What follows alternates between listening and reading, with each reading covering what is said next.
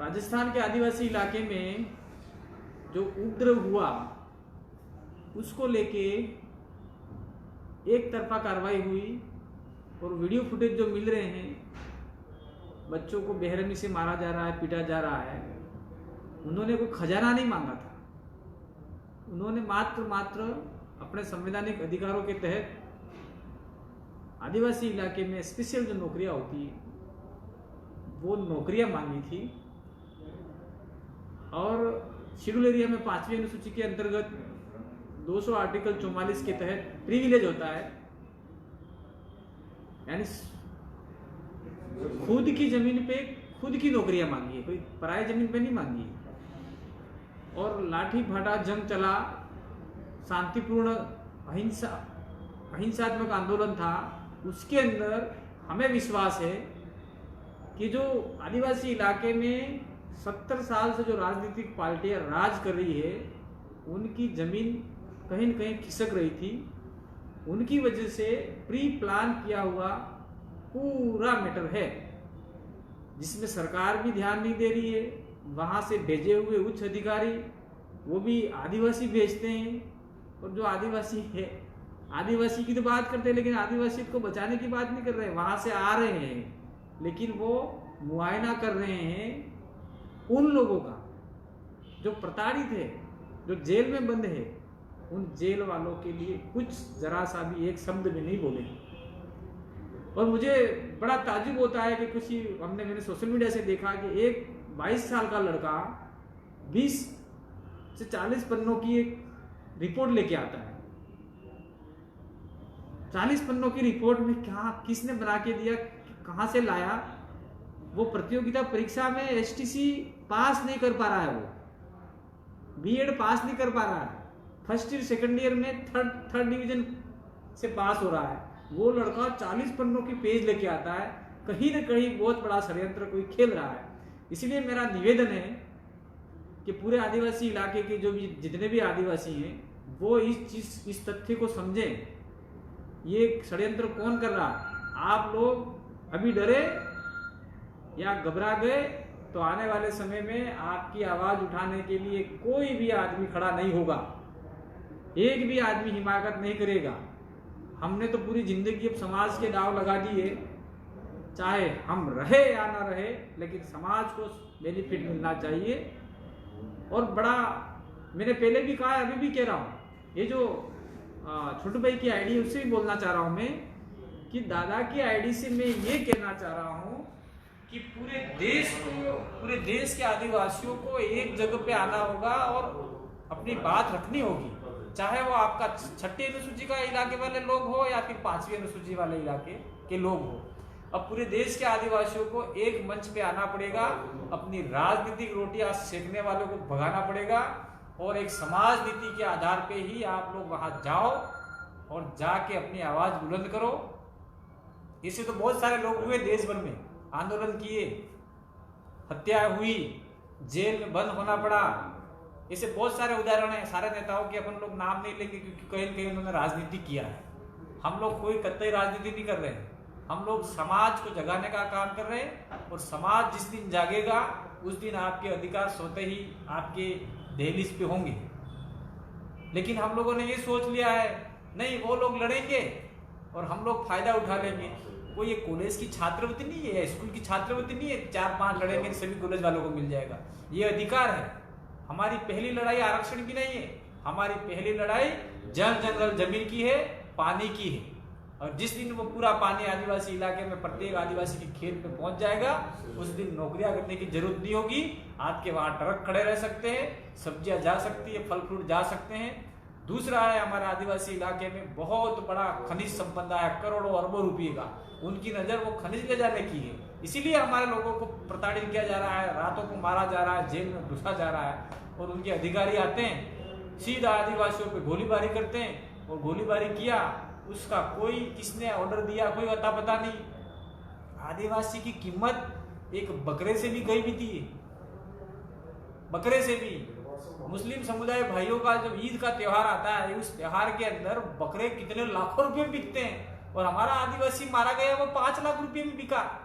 इसे बिकाने वाले ऐसे दिखाने वाले, ऐसे दलाल नेता कहते हैं कि नहीं मेरी विधानसभा का मामला है। अरे क्या मैं गाली दूं तो अच्छा नहीं लगे, बाप के बराबर आदमी। 5 लाख रुपए में आदिवासी का सौदा कर दिया, और वो सौदा हुआ कि नहीं हुआ कोई फिक्स पता नहीं। एक सादे कागज पे लेटर लिखा है हमारा ये हुआ, ये हुआ, 5 लाख रुपए देंगे, नौकरी देंगे, घंटा भी नहीं देंगे, ऐसा लग रहा है मेरे को। इसीलिए पूरे देश के आदिवासियों को, पूरे राजस्थान के आदिवासियों को एक मंच पे आना पड़ेगा। ये राजस्थान का दक्षिणी इलाके का मामला नहीं है। मैं तो पूर्वी राजस्थान के मीणा भाई जो आदिवासी है उनसे भी आह्वान करना चाहता हूँ कि आप लोग हमारा साथ सहयोग दे, सपोर्ट दे, क्योंकि आप संपन्न हो। आपके घर में कोई न कोई छोटा मोटा कहीं न कहीं कर्मचारी है। हमारे इधर कमजोरी है, पढ़ाई की कमजोरी है, सभी कमजोरी है। तो आप लोग भी हमारे समाज का सर्टिफिकेट लगा के बैठे हो, फोकट में नहीं मिला है आपको भी। सर्टिफिकेट छोड़ दो, आप लोग प्रमाण पत्र मत लगाओ एसटी का। जब आप कहते हो उन्होंने किया होगा, वैसा किया होगा, ये थोड़ा आपको बुरा लगेगा। जो जिसको बुखार आता है, मलेरिया होता है, उसको डॉक्टर कड़वी दवाई देता है तो ही उसका मलेरिया भागता है। तो हमारे पास तो कड़वी दवाई है, लेना चाहो तो लो, नहीं लेना चाहो तो आप बीमार रहो, बीमार रह के मर जाओ, और आपके परिवार भी मर जाएंगे आने वाले समय में। ऐसा मत समझना हमको रिजर्वेशन कुछ नहीं है। अभी सारा संविधान खत्म कर दिया इन लोगों ने, प्राइवेटाइजेशन हो गया है। अब सारी नौकरियां कुछ मिलने वाली नहीं है।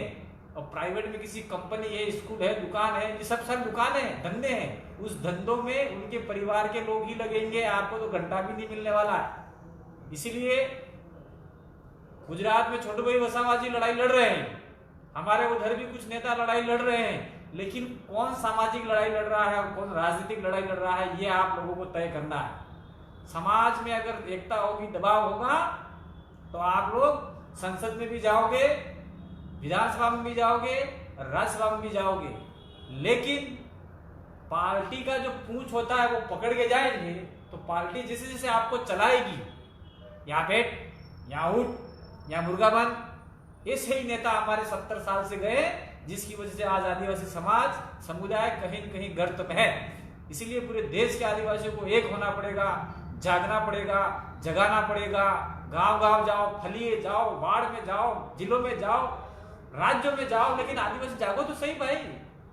पुलिस का डंडा होता है, उस डंडे से, पुलिस के डंडे से आदिवासी को दबाया जा रहा है। मेरे भाइयों, आप थोड़ा सा सुनिए। 1857 की क्रांति आजादी की क्रांति नहीं थी, उससे पहले हमारे पुरखों ने लड़ाई लड़ी थी 1955 में, 1855 में। 1855 से पहले जाओ, 1700 में विल्सन रूल बना था। वो सारा लड़ाई लड़ते लड़ते हमको फोकट में नहीं मिला, सारा ही हमारे पुरखों का खून बहा है। उस खून की कीमत आपको चुकानी पड़ेगी, अन्यथा आप लोग आदिवासी होने का नाटक और ढोंग बंद कर दीजिए। क्या बना रखा है आप लोगों ने, मैं आदिवासी, मैं फलाना, मैं ढेकड़ा, मैं इंडिजिनस, मैं वो, ये सब नाटक नहीं चलेगा। अगर है तो आइए एक मंच पे आवाज उठाइए, और जो हमारा लड़ाई है उस लड़ाई में सामूहिकता का आधार से भाग पार्टिसिपेट कीजिए, समुदाय के हिसाब से कीजिए। व्यक्तिगत स्वार्थी लोग हमारे साथ में कभी मत आओ, क्योंकि ऐसे लोगों ने ही हमारे लोगों को नुकसान किया, ऐसे टपका दिया। टपकाने का मतलब मारना नहीं है, टपकाने का मतलब खड्डे में डालने का है, खड्डे में डाल दिया। तो साथियों, अब मैं यही कहना चाह रहा हूं, जितना भी देश भर में आदिवासी इलाका है, उस आदिवासी इलाके में रोड बने तो आदिवासियों की जमीन पे, हॉस्पिटल बने तो आदिवासी की जमीन पे, यानी कोई भी सरकारी भवन बने वो आदिवासी की जमीन पे। बॉम्बे पूरा देख लीजिए, पूरे आदिवासी लैंड पे बॉम्बे बसा हुआ है। ये सारा यहाँ अपना उदयपुर से लेके भोपाल और भोपाल से लेके बॉम्बे तक एक पट्टी है, जिसमें टोटल कुदरत ने आपको ऐसा चमत्कार दिया है कि अगर आप एक हो जाओगे तो 90 सीटें नॉन स्टॉप आदिवासियों की रिजर्व है, और 13 लोकसभा सीटें आदिवासियों की रिजर्व है। आप पार्टी की क्यों परवाह करते हो? अगर आदिवासी एक हो जाएंगे तो पार्टी तो कहीं लगेगी नहीं। पार्टी एक संस्था है, उस संस्था को चलाने वाले लोग हमारे नहीं हैं। इसलिए आप लोग इंडिविजुअल भी लड़ सकते हैं, लेकिन गद्दार और गुलाम नपुंसक आदमी हमको नहीं चाहिए। शुद्ध डीएनए चाहिए, शुद्ध मर्द चाहिए, और आदिवासी की बात करे वो चाहिए। दूसरी बात, आप सोचते हो कि कांति भाई खाली आदिवासी की बात करते हैं, हम आदिवासी की बात नहीं करते। जो प्रताड़ित है हमारे साथ में रहता आया है, जो प्रताड़ित है, जिसको मारा कूटा जा रहा है, उसकी भी हम रक्षा सुरक्षा कर सकते हैं, बशर्ते है कि आप हमारा साथ सहयोग दो। आप लोग एक साइड में कहते हो नहीं हम आपके साथ में, और फिर आते ही उनकी हो जाते हो। ये दो धारी तलवार आपको रोकनी पड़ेगी।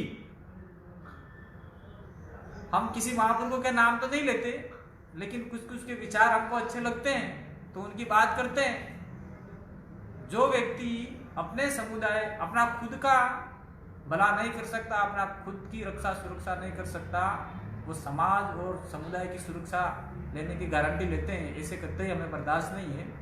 अब आप कहते होंगे तो भाई तुम क्यों चले गए इधर उधर? हम गए नहीं, ये फर्जी मुकदमे में, और इसका हम मुंह तोड़ जवाब देंगे आने वाले समय में। ठीक है, जो भी है हम देखेंगे। कानूनी रूप से, संविधान रूप से हमें संविधान पे भरोसा है। संविधान तो खत्म कर दिया, लेकिन फिर भी हम संविधान में विश्वास रखते हैं। और निश्चित रूप से आप लोग एक हो जाइए। अभी जो डूंगरपुर दक्षिणी राजस्थान आदिवासी क्षेत्र में 5वीं अनुसूची इलाके में जो मैटर हुआ है, उसको लेके पूरे आदिवासियों में एक दहशत फैला दी है। और उस दहशत फैलाने वाले लोग वहाँ के आदिवासी कांग्रेस बीजेपी के नेता हैं और कुछ लोग उनके चमचे हैं। उन्हीं की वजह से दहशत फैली हुई है। आज बाहर से टीम आ रही है तो जो उपद्रव में अहिंसक लोगों ने और जो असामाजिक लोगों ने जिसको जला दिया उसका मौका मुआयना करके जा रहे हैं। लेकिन आदिवासी के घर के अंदर जो कन्यादान होता है, हमारी परंपरा है, उस परंपरा में बर्तन दिए, उसके ऊपर लिखा हुआ है कि फलाना भाई ने इस लाड़ी को कन्यादान, वो बर्तन भी जब्त किए जा रहे हैं। क्या क्या क्या क्या होगा इससे? और कुछ लोगों की घर में पुरानी टीवियां हैं, वो भी जब्त कर ली जा रही है। तो ये शुरुआत है आपको दबाने का। आज से नहीं दबा रहे, हजारों साल से दबाते आए। आज कुछ समय से दबाते आ रहे हैं। पहले हमारे इलाके में ये सारा नहीं था, पुलिस नहीं आती थी। गमेती, पाल, तड़वी जो भी मुखी होता था उससे पूछती थी भाई हम आपके गांव में आना चाह रहे हैं, क्या है परिस्थिति, क्या नहीं है, वो गमेती उसको कहता था। लेकिन आज तो सीधे पुलिस आ रही है। 5वीं अनुसूची का सारा खत्म हो रहा है, आर्टिकल 13(3) खत्म हो रहा है, 19(5)(6) खत्म हो रहा है, और आपका जो रिजर्वेशन का मामला है 15(4), 16(4) आप हम जो बोलते हैं वो सारा खत्म हो रहा है। अब बचा क्या है हमारे पास? अब बचा है तो 2-2 बीघा जमीन बची है, 1.5 बीघा बची है। आपके 2 बच्चे होंगे, 1.5 बीघा में से बंटवारा होगा, 1-1 बीघा मिलेगा। इसीलिए ये लड़ाई स्वाभिमान की है, आत्मसम्मान की है, अपनी रक्षा करने की है। इस रक्षा करने में, स्वाभिमान में आदिवासी को जिंदा रखने की लड़ाई है। इस लड़ाई में आप सभी साथ सहयोग दीजिए, और आने वाले समय में हम लोग निश्चित रूप से आपके इलाके में भी आएंगे, और ये जो संकट के बादल आए हैं वो छट जाएंगे। एक बार कोई चीज आता है, आंधी तूफान आती है तो सफाया करके जाती है। तो ये आंधी तूफान हमारा द्वारा लाया गया नहीं है, ये आंधी तूफान असामाजिक तत्वों द्वारा लाया गया था। लेकिन इससे हमको सावधानी से अब काम करना है, और आने वाले समय में बिल्कुल बढ़िया तरीके से रणनीति बना के काम करना है। आप राजनीति करना चाहो तो हम आपको टिकट देंगे, हम मतलब हम नहीं, समाज देगा। आप जो दूसरे के पीछे जाते हो ना, पैसे लेके दौड़ते हो, फिर उनके टट्टू बन जाते हो, ऐसा मत बनो। आजाद बनो, स्वतंत्र रहो, और जो आपके साथ है उसका साथ सहयोग दो। निश्चित रूप से आने वाले समय में पूरे देश का आदिवासी, जो आंकड़ों के अंदर 8.5% बताते हैं, लेकिन हकीकत में हमने एनालिसिस किया है, हम कुछ बुद्धिजीवी लोग बैठे थे, उन्होंने कहा है कि हमारे 8.5% आदिवासी नहीं है, यानी 12 करोड़ नहीं है। हमारे 40 करोड़ आदिवासी भारत देश में निवास करता है, जो जंगलों में है, जिनकी जनगणना ही नहीं हुई। जो आदिवासी की लिस्ट से बाहर कर दिया है वो भी आदिवासी है। कहीं न कहीं हमारे साथ में अत्याचार अन्याय हो रहा है, हम लोगों को भड़काया जाता है, नहीं यार ये समाज तो आगे बढ़ गया, ये आदिवासी लिस्ट से बाहर कर दो, ये वो हो गया, इसको क्रिमिनल लगा दो। क्रिमिनल तुम क्रीम खाओगे क्या? क्या होता है क्रिमिनल? ये आरक्षण की लड़ाई नहीं है, ये आदिवासियत की लड़ाई है। इसलिए हमको जागना पड़ेगा, हमारे जमीर को जगाना पड़ेगा, और हमारे पुरखों को याद करना पड़ेगा। पुरखों ने कैसी परिस्थितियों में लड़ाई लड़ी थी, तब जाके हमें जग जंगल जमीन की अधिकार मिला है। वो अधिकार अब ये लोग 70 सालों के अंदर छीनने वाले हैं। आने वाले समय में जो बचा कुचा है वो भी छीन लेंगे। इसलिए मेरा निवेदन है कि आप लोग ये सारा एक साथ में इकट्ठा होके अहिंसात्मक तरीके से, संवैधानिक तरीके से, सांस्कृतिक एकता के साथ में लड़ाई लड़नी होगी। और आप सभी ने मुझे छोटू भाई वसावा जी की आईडी से सुना, मेरी आईडी से सुना, इन सभी को धन्यवाद, आभार, जोहार। जय आदिवासी, जय संविधान, जय भारत, जय जय बिरसा मुंडा, जय जयपाल सिंह मुंडा, जोहार।